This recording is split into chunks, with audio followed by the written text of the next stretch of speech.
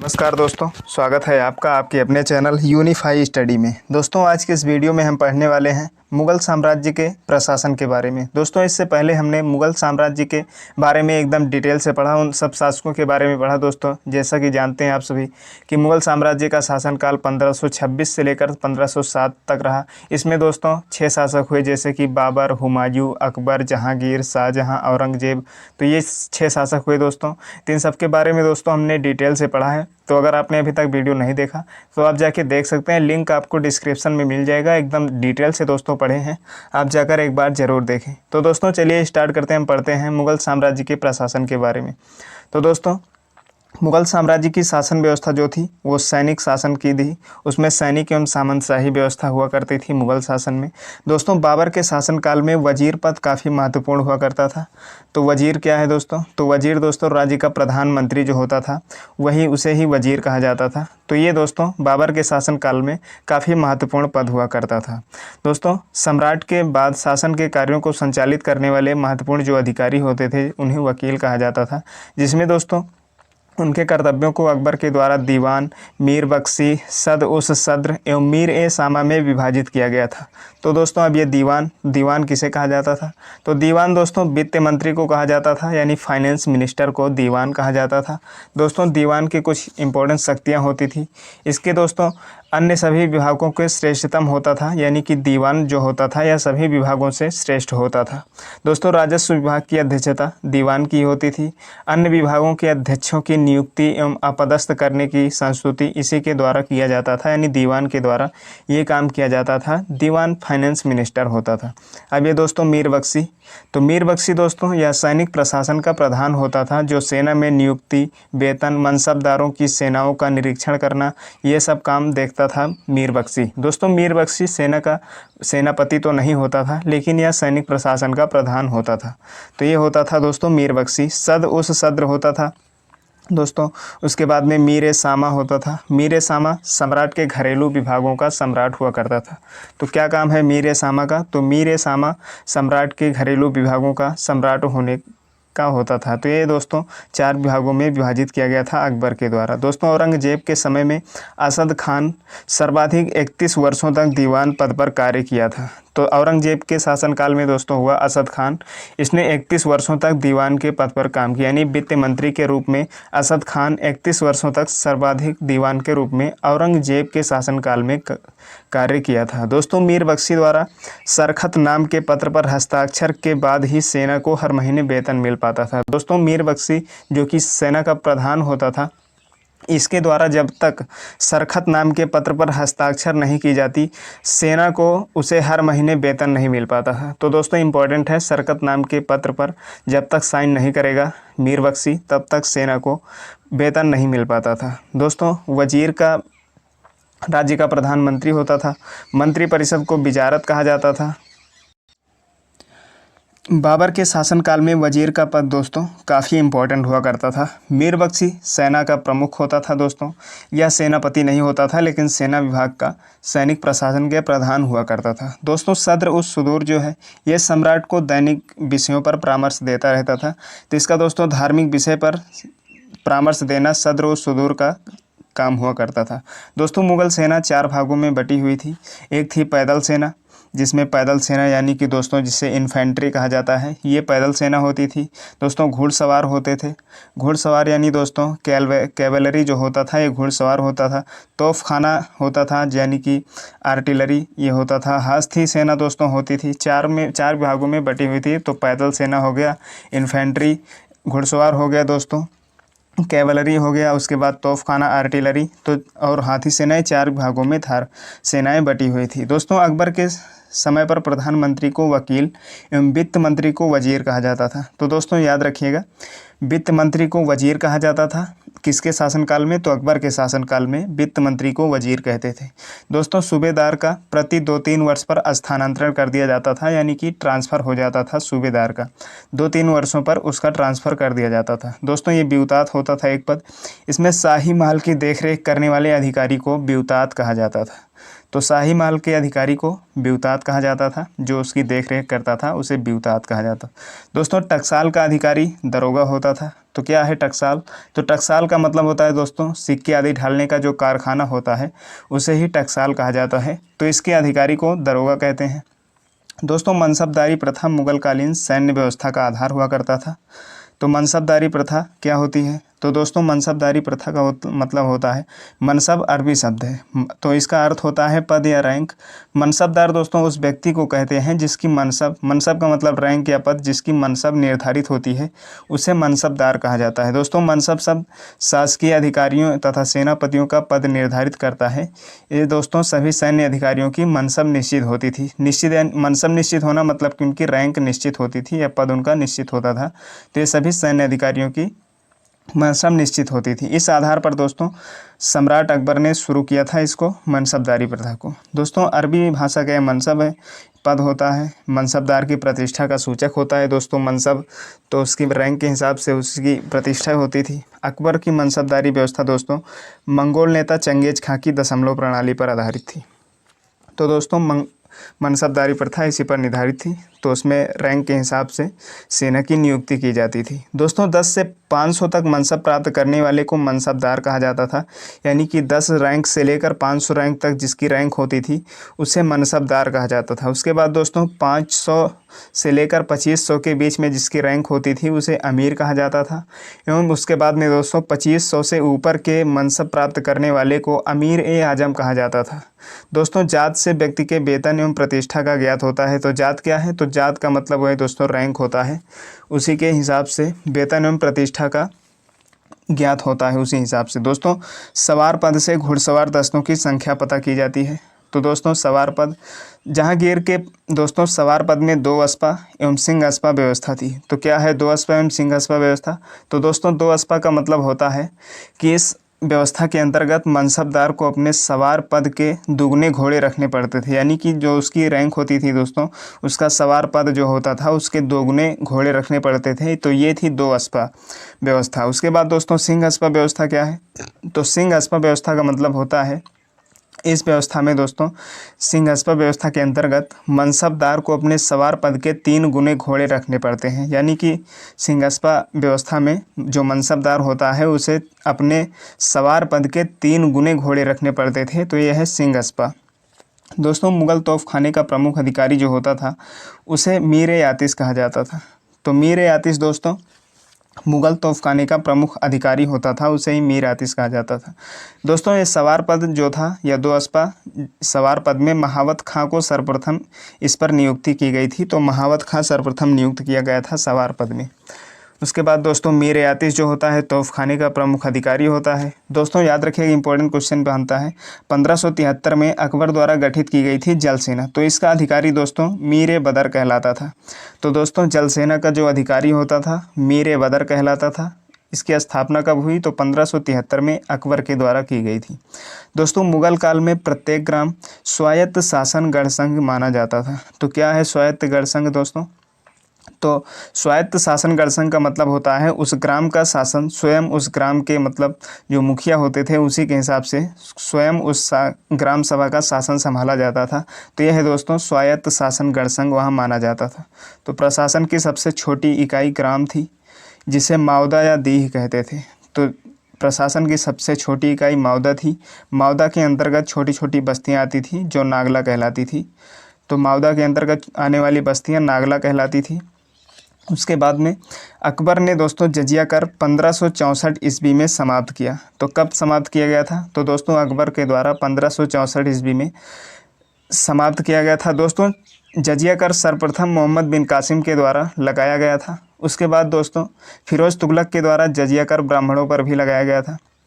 दोस्तों अकबर के द्वारा 1564 ईस्वी में इसे समाप्त किया गया। फिर दोस्तों औरंगजेब आया, उसने जजिया कर 1679 ईस्वी में पुनः लागू कर दिया।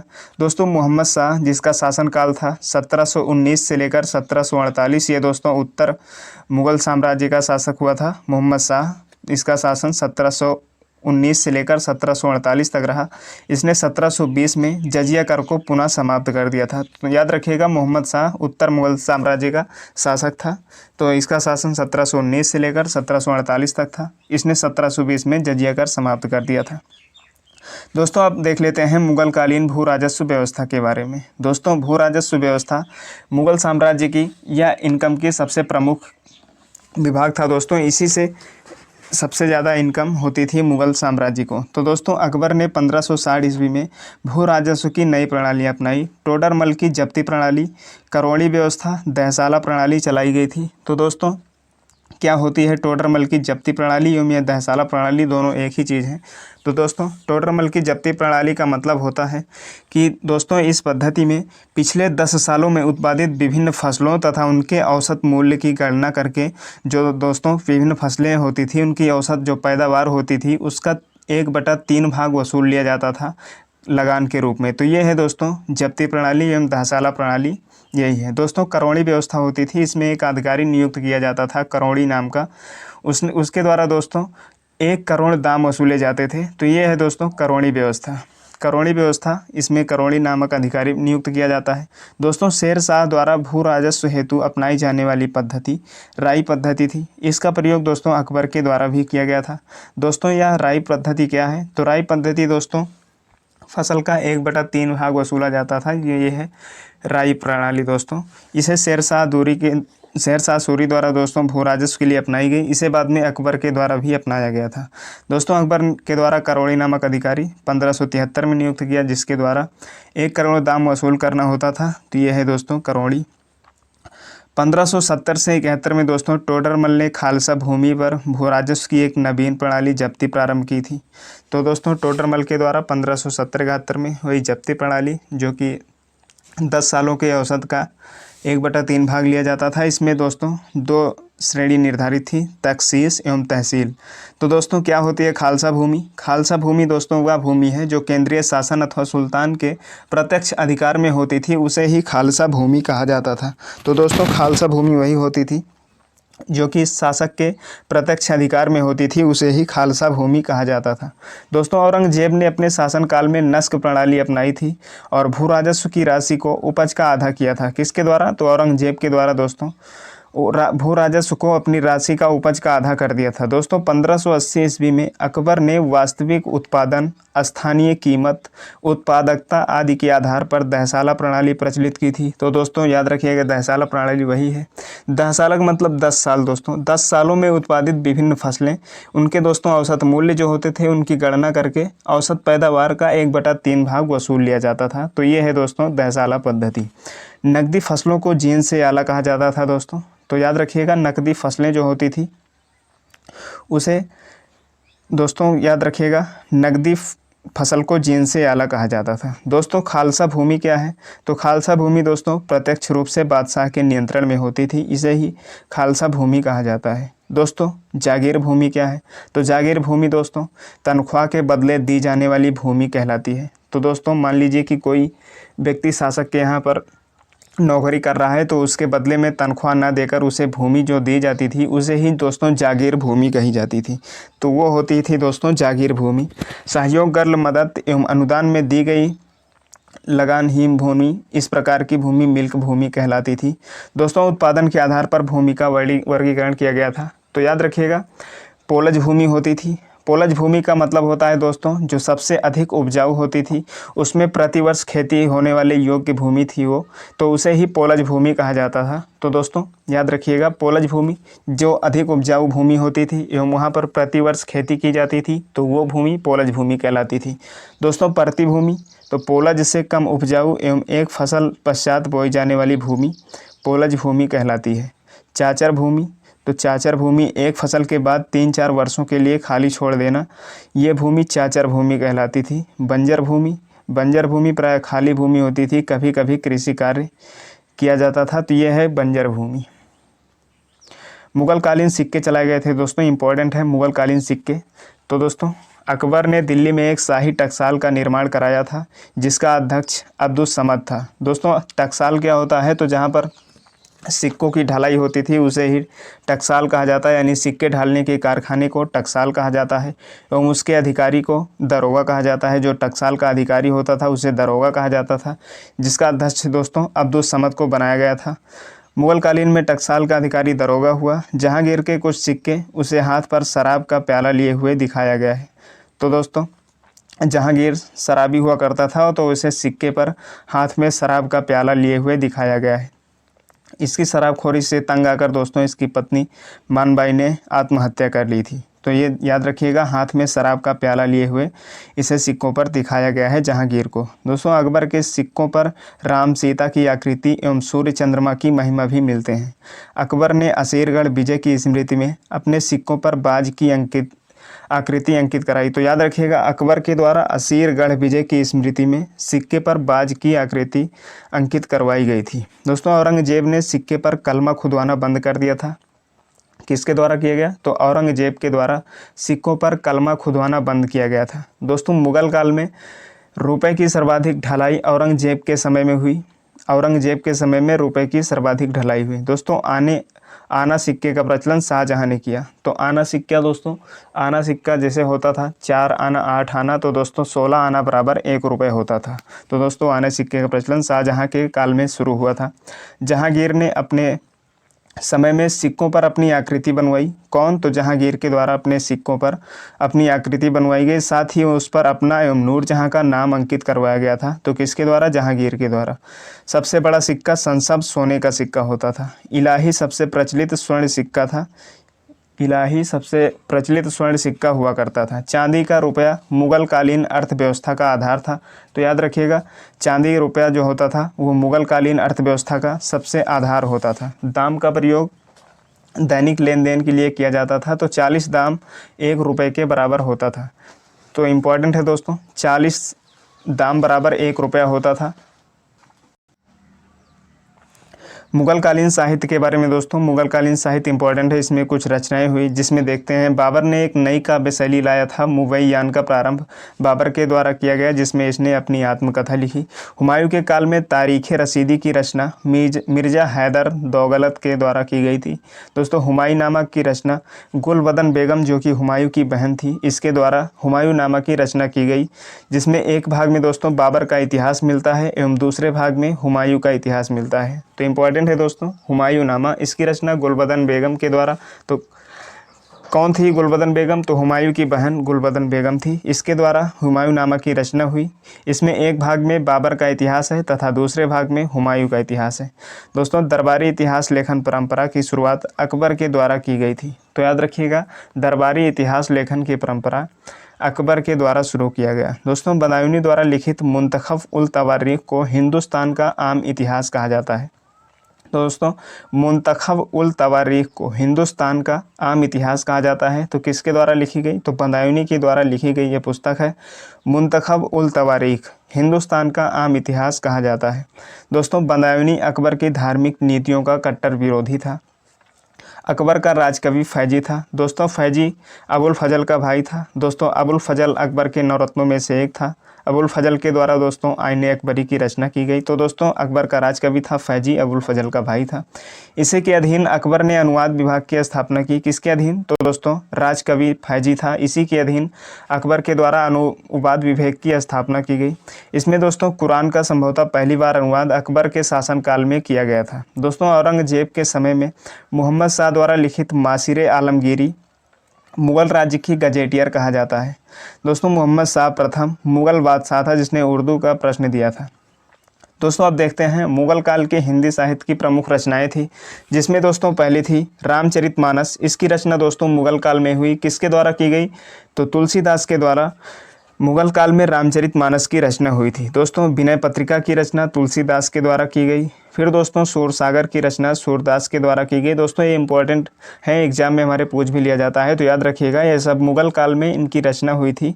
तो किसके द्वारा? तो दोस्तों सूरसागर की रचना सूरदास के द्वारा की गई। प्रेम वाटिका की रचना रसखान के द्वारा की गया।